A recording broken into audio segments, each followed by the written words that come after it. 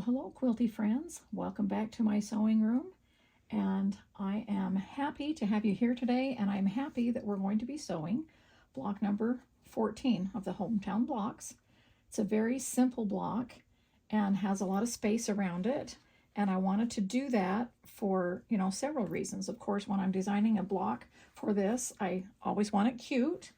And I want to look at the blocks that I have so far, which I've shown you. I have a sample here, where some of them have a lot more pieces, some of them have a lot more space around them. And so I really loved this one and this one that have the 2.5 inch squares that you use for the corner triangles. And so I decided to do this one with just a different variation of that. Okay, so I made 16 of those. And I also remember when I showed you my basket here, I had this many 2.5 inch squares that I have cut. And so I wanted to be able to use those, since last time we used the 1.5 by 3.5 and things like that. And so this is what I have left in my basket. And, I cut a lot of prints and I cut fat quarters of a lot. And, so what I'm going to do now is just go ahead and put them back in my bins of 2.5 inch squares. I had some 3.5 inch squares down here that I never did use, just this little stack for this quilt. But, I'll definitely use them in other quilts. And then I'll just put my 1.5 inch and my 2 inch and then my strips into my 1.5 inch. And that's how I'll do it. And that's what I always do when I'm, using my leftovers and recycling. And so I have all of the other blocks, all 13 of the other ones right here in stacks. This is last week's right here. And so this is number 14. And remember, we need to make 16 of each.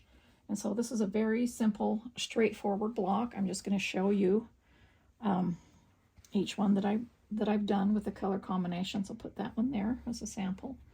And then I'll just go ahead and show these to you.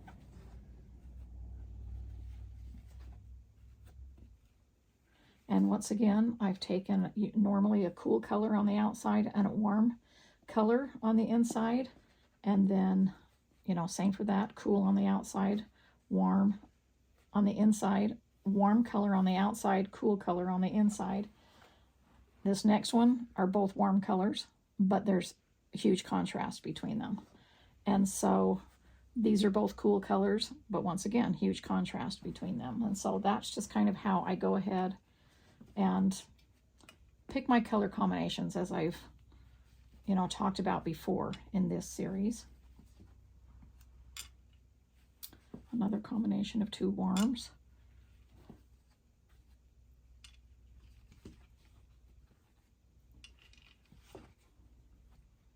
Okay, so that's all of those blocks right there. Let me set those aside over here. And so for this block, we're going to use 4 2.5 inch squares, and then just one 1.5 inch square for the center. And then here's my backgrounds that I have left. Remember all those pieces that I cut? This is what I have left. And so we're going to use 4 of the 1.5 by 2.5, and then we're going to use 4 2.5 inch squares for the easy corner triangles. Okay, and then I'm just going to go ahead and put these back into my bins that I've talked about before. And that's how I use my leftovers and have a little bit of everything when I go to sew scrappy quilts. All right. So the first thing that we're going to do is we're going to take and make our rows like this. We're going to take a rectangle. I'm going to sew it to the side. And so I'm going to let me pull my machine in here. I'm going to be using the 1/4 inch line on my Seam So Easy guide. I've had a few questions on my guide. Again, this is called Seam So Easy, and it's just something that you temporarily tape to your machine. And I use washi tape to do that. I have lots of different washi tapes to do that with, and it doesn't leave a residue, and I really love that. Okay, so I'm going to take the second for the bottom row, the second 2.5 inch square. And then I'm going to add a rectangle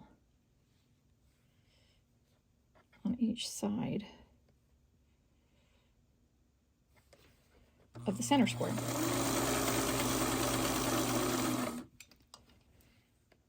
And then if I was chain piecing this, which I would be doing if I wasn't just making one block for filming, then I would be sewing several at a time.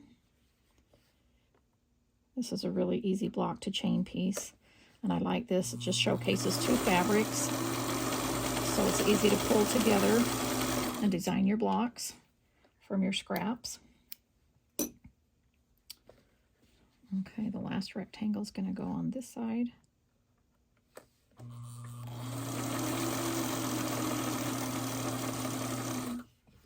And then I'm going to join the other square on this side. And so what we're doing with this block is still my method of adding the easy corner triangles at the end. So right now we're just piecing together squares and rectangles. And we'll bring it over here and get them pressed. Put my pencil back. I was taking some notes to make sure I remember to tell you everything. And so what I do is set my seams, first of all, so I can squish that bobbin thread together with that top thread. So they start out nice and flat before I press those seams open.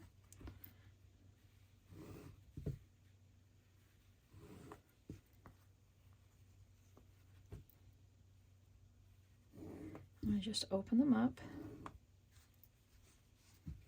like this. Then I'm going to grab my roller and do a quick roll to make sure that they are open all the way and pushed down without any pleats. Then I'll pull them together so I can just need to use one clapper. And now that they're open and I've used this so that there's no pleats, they're pressed open all the way to the threads, where I've sewn, then I can go ahead and press this with a nice hot iron and without ironing back and forth. So I'm just going to put a couple on those. Now remember, I'm going to be giving you the cutting for the 5-inch blocks and the 10-inch block. But the 10-inch block, I'm sure that you saw in the opening that I have my runner sewn together, and so we'll talk about that after I piece this block. So my 10-inch block I can't show you separately. I'll show it to you in the runner when we do that. Okay, so I think that's cool enough, and what we're going to do is you're just going to sew these into, let's sew these 3 rows together. And so I'm just going to line this up. Grab some readers so I can see what I'm doing. I'm going to line that up.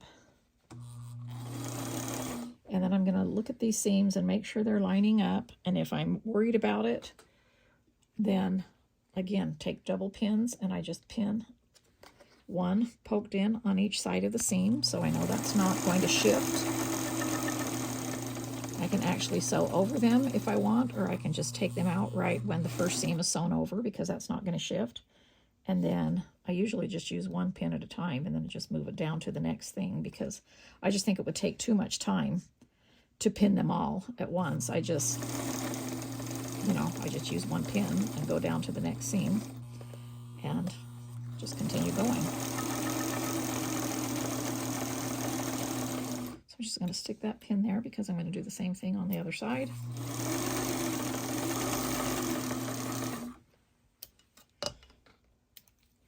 Open it up, make sure that lines up perfectly, and then do this side.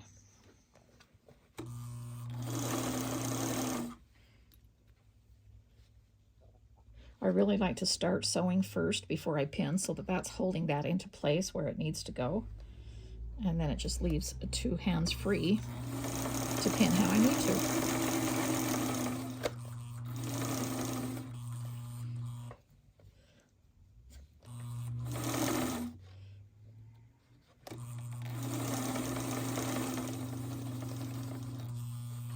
Okay, my machine's got a little hum when I'm leaving my foot on the little presser foot. Okay, so I'm finished with that. Then I'm just going to come back over here, set my seams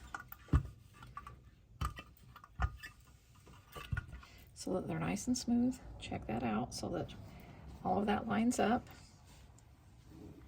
I'm going to open my seams up the same as I did with the first segments, and I'm going to definitely use my roller, but I'm going to use a little bit more pressure right here where those intersections are, where those seams line up. I want to make sure those are pushed down and open all the way, and then I can go ahead and press. I'm going to use 2 clappers that I haven't used yet to make sure they're nice and cool. Okay, and I'm just going to let that sit there for just a minute, and then I can go ahead and we're going to use these remaining 4 2.5-inch squares to add those easy corner triangles. Now that's what it looks like in the back. I'm going to press towards the outside, but if I had done these half square triangles first, it would still, you know, be the same size block and everything like that, but they would have more bulk in the seams where you sew over that and join it. And I like to add those at the end for speed and for accuracy, and it makes it nicer when you're sewing into, you know, have sashings next to it or alternate blocks or even another block. It's just much less bulky. Even though it's the same amount of layers, they're not enclosed within that seam. There's 2 on top, and that kind of makes a big difference, especially if you have to press towards the block or away from it. I just think it's much faster and it's more accurate, and I like the cutting is a lot easier too, because especially I'm using, you know, my leftover squares and scrappy squares that I've cut, and I don't want to have to cut a bigger size like 2 7/8 to get 2 half square triangles out or anything like that. It's just much easier for me because I already have squares cut, and I just concentrate on cutting squares, and so that's why I do that. And I've been doing that for years and years, and I've never regretted it. Okay, so what we're going to do before we add those on is I want to make sure that this measures 5.5, and then trim off any excess if needed. I'm going to turn that little mat over, and so here's my 5.5-inch trim-it. I'm going to line up those lines as best as I can right there with those squares and see if there's anything hanging over. There's a little teeny piece right there hanging over, so I'm just going to easily trim that off. Turn my mat around and see there's a little bit right here. So it looks like I've taken like a scant 1/4 inch, maybe a little bit here and there. I mean, these are all handmade blocks, and you can't expect perfection. There's just no such thing. Okay, so now I did 2 sides. Now I can do these 2 sides. I would rather have it a little bit bigger if I needed to be able to trim down, but sometimes I don't need to trim at all. And this was small enough trimming off that it really, you know, you could get away with it, but that's why I love my rulers. You can see it's not much trimmed off, and that's why I use them with each step of the way, just to keep things accurate and, you know, so that I can find out exactly what's happening with each block and see if I need to, you know, make any adjustments as I go along. But now I know this measures 5.5 inches, and now I'm just going to line this up in the corners, and now I'm going to be using the center line, which lines up exactly with the needle, this center line right here. And what I'm going to do first is, let me find my petal, okay, is start in the corner, and then I'm going to make sure after these are lined up here that I'm following this corner along that center line. Or you can go ahead and mark it with a pencil if you wanted to. And then because I'm just doing 1 block, I'm just going to sew a scrap of fabric in between and just work my way around the block.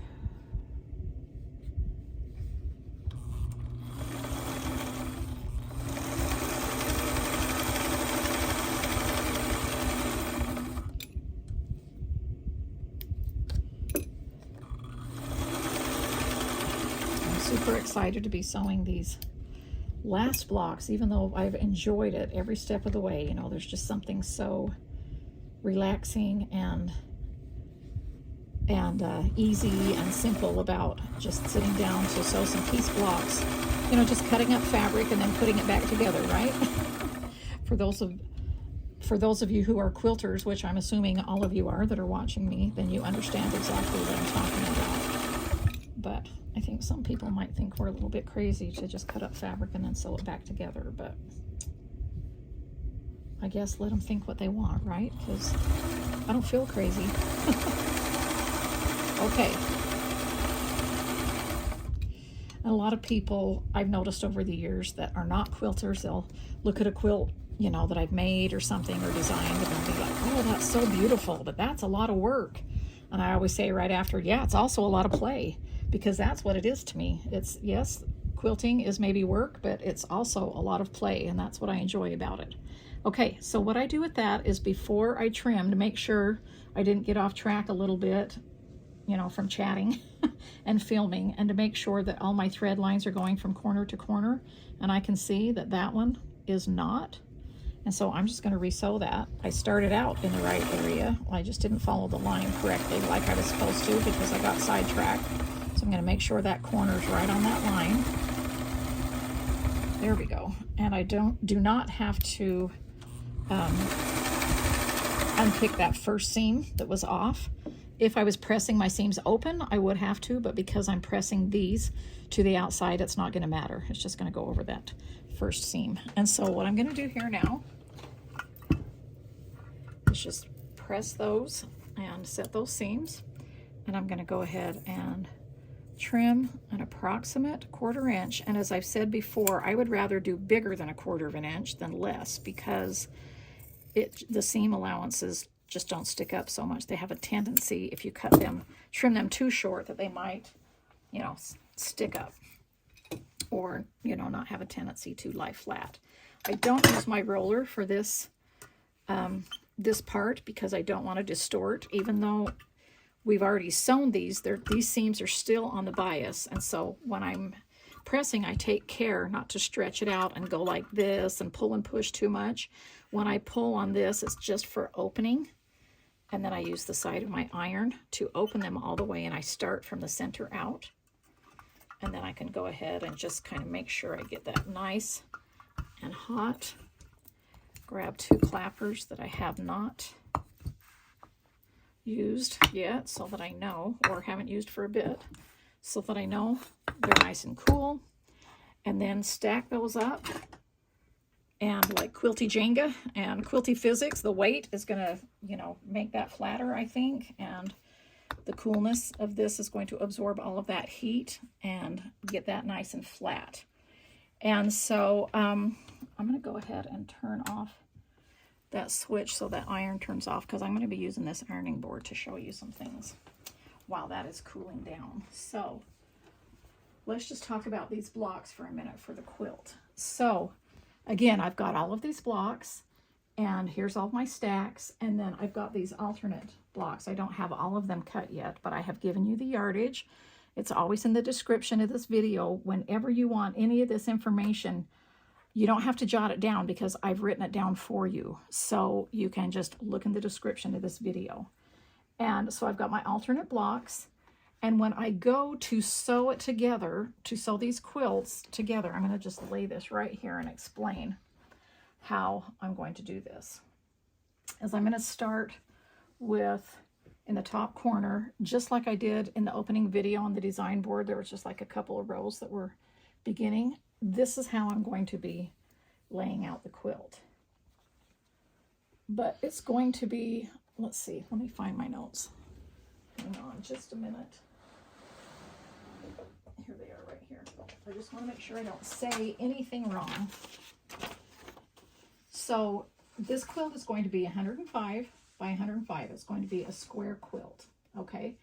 And the setting is going to be a 21 by 21 setting, meaning on the top row, I'm going to start with this, and then I'm going to go every other block, a pieced block and an alternate block, until I have 21 blocks. That means it will also end with an alternate block, okay? Then the second row is going to be 21 blocks across, but I'm going to start with a pieced block. and then I'll do the alternate block, and it will just go across like that. So there will again be 21 blocks across, but they will start and end with a piece block. And then the third row, I just copy the first row and do the same thing like that. So I realize this is only a 3x3 setting that you're looking at, but this is what I'm talking about when I'm going to go across. And I'm going to make 21 rows of 21 blocks. And because I started with odd numbers and ending with odd numbers, which is 21, that means the four corners of the quilt is going to have an alternate block in all of the corners. And then I'm not going to put any sashing or border around it at all. I want my quilt to measure 105, that's what it will do. And then I'm just going to put a binding around it. I haven't picked my binding fabric yet, but it will be one of these colors. So I'll either pick like the tea-dye color, or my yellow color, or my coral, or like this mint color or something. Any of them is going to match. Okay, so that's what I wanted to talk about with that. And so I'm going to read my notes over here real quick. So again, there's 14 different hometown blocks, and I made 16 of each. And you need to make, if you make 16 each of the 14 blocks, you will have 4 blocks left over. Okay, so one of them you could just make 12 if you wanted to, instead of making 16. Because you will need 220 of these piece blocks, okay? And then you need 221 of the alternate blocks. These right now measure 5.5 inches, so this measures 5.5 inches. When you sew it all together, the blocks will finish at 5 inches. It will be 105 by 105. So I've given you the yardage already for the alternate fabric. Now, because this quilt is going to be so large, a lot of times with my king size quilts, instead of putting batting in there, even though the batting, I usually normally use an 80 by 20, which is a thin batting, meaning 80% cotton, 20% polyester, I'm going to use flannel. I just buy yardage of flannel and put in the middle to make it just the quilt a little bit thinner. I've still got the top piece, I've still got the backing and the flannel in the middle. It will still quilt and look beautiful, but it will just be a little bit thinner and a little bit less heavy and thick. And so that's an option for you. So I'm excited to tell you about what I'm going to put on the back of the quilt. So this is my, that's right there on the end. This is the Hometown Wedding print, okay? And this is a 10-yard bolt, and I'm going to use this entire bolt, and I'm going to piece it together like you would wallpaper, meaning I'm going to match it up, like from here to, from side to side, match it up like you would wallpaper so that it looks like it's one continuous piece.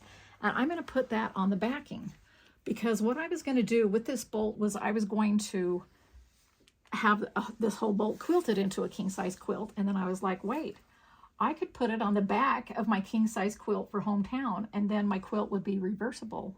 Did I say that right? A reversible quilt if I wanted to. So I'm excited about that. I think this is really going to be fun. And so I'm just going to use 10 yards because I will need to make my backing probably about 116 inches square, 115, 116, because I usually have about 5 inches hanging over the sides for the quilter. And so I'm going to make three widths of fabric to sew together, like I said, like wallpaper. And they will need to be 116 inches long. And so it's going to take, about 10 yards to do that. And so that's what I'm gonna do with that. And of course you can use wide back or whatever you want to do. I'm just showing you what I want to, what I'm going to do. And again, I have not picked the binding, but I do know that you need 7/8 of a yard of binding, and you need 440 inches for binding, or in other words, cut 13 2.5 by width of fabric strips. And so that's all I have to say about that quilt. And so I'm going to be sending this quilt to the quilters on the weekend, and of course, I will definitely show it to you when I get it back. And before we talk about the runner, let's look at this block here. I'm sure it's nice and cool by now after my little chatting section about the quilt. All right, so there it is right there. I can always, you know, lay my ruler on there and trim that off if I need to. I don't see anything that needs to be trimmed off. Okay, everything's lined up with those lines, and I don't see any leftovers hanging over, but normally I would sew them all at this point first, and then I would take them over and trim them all at the same time if I, you know, when I need to. So there's that block right there. That's the 5-inch block. That's the setting. I hope I haven't forgotten to tell you anything about this quilt. Now, of course, you can make your quilt smaller. You don't have to make a king-size quilt. Just remember to end in an even, in an odd number, excuse me, so that you would have your alternate blocks in the corners. So if you wanted to take a couple rows off, you know, I would do that, taking them off in increments at a time to let them end in odd numbers. Hope that makes sense. That's a really fun way to finish a quilt, and one of the easiest ways is to do alternate blocks in between.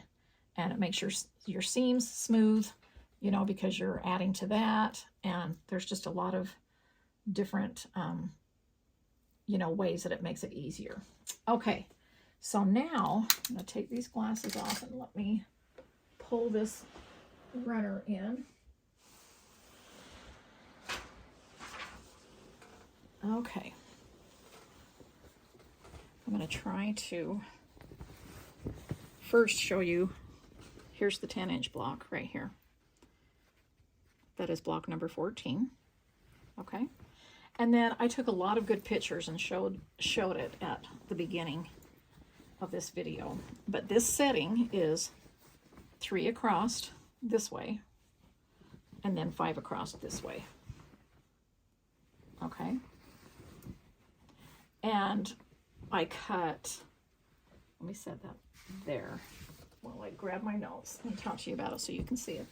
So I cut sashings out of the same background fabric, and it took me a yard to cut these sashings. I cut 38 of these, and I cut them 2.5 inches wide by 10.5 inches tall. And then I grabbed 24 of my scrappy squares that are in my bin that I showed you. I just got 24 different in a variety of colors, and then I just laid it out on my design wall and liked where I put, you know, the squares in between. And like if I had a lot of red over here, then I would put some red over here, you know, that kind of thing. I tried not to put, you know, a color next to a color, the same color. And then when I got it moved around to how I liked it, then I took a picture of it so that I could bring the picture over here and put on my little bunny ears phone holder. And I just have my phone there so that I can, once I've taken it off the design wall, I know what order it goes in. And so let's see what else. So that's that. So for the yardage, for the sashings, it needed a yard. But if you're using the same background for all of the blocks, I would buy another yard or another 1.5 yards. So probably 2.5 yards total for this. And then the rest is scrappy. I pressed towards the sashings. When I sewed the rows together, I pressed towards the sashings, and when I sewed these rows together, I pressed towards the sashings. I pointed the wrong way, so that, you know, they're always away from the piecing, okay? And this measures, because these are 10-inch blocks, this measures 38 inches this way, and 62 inches long ways, which is perfect for my farm table. Now, I don't know what binding I'm going to use, but I literally could use any of these prints for the binding. Sometimes I will choose a binding that goes with the background front or the backing or both. And so just any neutral color like that. For the binding, for the runner, you need 220 inches or 6 strips of 2.5 inches by width of fabric strips. and that's a ½ yard. So you'll just need a ½ yard for the binding, or you could use scraps. Okay, so I many times will use a scrap binding. And so in my book, Scrappiness is Happiness, I tell you all about how I do my scrap bindings and how I do all of my bindings, but particularly my scraps. So so on 212 and 213, I just wanted to show you that there is, I have outlined in here that if you wanted to use scrappy strips left over from the hometown prints. Okay, here we go, right here. Yeah. So I talk about my binding, how I decide how much binding I need, my formula, and if I'm doing all one piece of binding, I talk about if I'm using something that I'm cutting on the bias to make it look, super scrappy, but it's only one piece because it's a busy fabric like that. I talk about if I'm using scrap fabric, how long I cut those strips, and if I join them on the diagonal, which I do sometimes, and sometimes I'll join them straight, and I just talk all about that. So this would be if you had a bunch of fabric left over, it would be really fun if you didn't want to go buy some yardage for the binding. If you didn't have 7/8 of a yard or something on hand, then you could just go and use your scraps and piece them together until that equals the amount of inches that you need. Okay, now for the backing for this quilt, again, I could pick any binding color, because what I'm going to do for the backing, not for this quilt, for this runner, for the backing is I'm going to use, and I'm super excited about this, this is my home deck weight. It's 100% cotton, and this is what I did in Hometown. I usually do at least one print of decorator weight. Okay, and so this is called the Good Advice. And let me just see if I can open it for you. You can, it's hard to tell on camera, but it's just like a very lightweight canvas, but it's soft. It's going to be really fun for the back of this runner, and it has all kinds of good advice that, the people and all my relatives in my hometown would tell me. And I wanted to make a runner out of this. I also want to make curtains. I also want to make pillowcases and tablecloths and stuff. But I thought, okay, if I have to use a backing for this runner, why not use this? And also, it can be reversible, just like the quilt, if I wanted to. It's a fun way to play with the fabrics. Now, I'm going to use 2 yards of this because I will need to cut it lengthwise like this. You could piece it side to side if you want to, but I'm just going to use 2 yards and then use that length. And then I'll have some, some left over on the sides to, cover small ironing boards, make pillows. These would be really cute. Cut around and put fabric around them for little pillows. And little fussy cut these out. I think that would be really fun. But I love that print. That's what it looks like. That's about where the repeat is. There's a lot of good advice in there. And, like this one says, let a smile be your umbrella. Great oaks from little acorns grow. You grow old too soon and smart too late. Yours is the earth and everything in it. I mean, there's just a lot of fun ones. And of course, I had to put one, where is it? Okay. To have a friend, you must be one, right? Okay, so I think I have told you everything I need to tell you, hopefully, about these 2 projects. I will definitely show them to you, take some photos when they're finished. When I do a project like this, when there's no pattern in a book or something like that, I always give you the cutting. Remember that, so you can go back and look at this cutting in all of them. And then I write my plan down, in my binder calendars. If I've got my new binder calendars out, but I've always used a binder calendar. But now I have designed one for all of y'all if you want one. And if you're interested, leave me a comment and I will show you how I record these into my binder. In my next video, I can show you like my bonus quilt. That's what I write in my binder. Sometimes I'll just take screenshots of things, something that is not in a book that you are using, that I've given you the pattern for free already on my tutorials on my channel. You just have to write down that information. You can screenshot it, just write it down, right into your calendar, into your planner pages. I have some quilting planner pages that I do for each project. And so if you'd like me to, please leave me a comment And let me know if you're interested in me showing you how I use those pages to write down my projects. And I'll be happy to do that in my next video. Now, I don't know when my next video will be. It will probably be the end of the year or the very beginning of the year, because I am taking December off to do Christmas shopping and being out of town and doing all that kinds of holiday things. But I wanted to make sure that I finished all of these videos in time, you know, before the holidays, so that you had them all together and I didn't leave you, you know, halfway into a project. And so thank you so much for joining me for this project today and for making these fun little number 14 simple, super cute hometown blocks. And please leave me a comment. Please like this video if you've enjoyed this series, and let me know if you'd like to see more, and let me know about the calendar if you'd like to see that. And I hope you all have a wonderful Christmas, and I will chat with you later.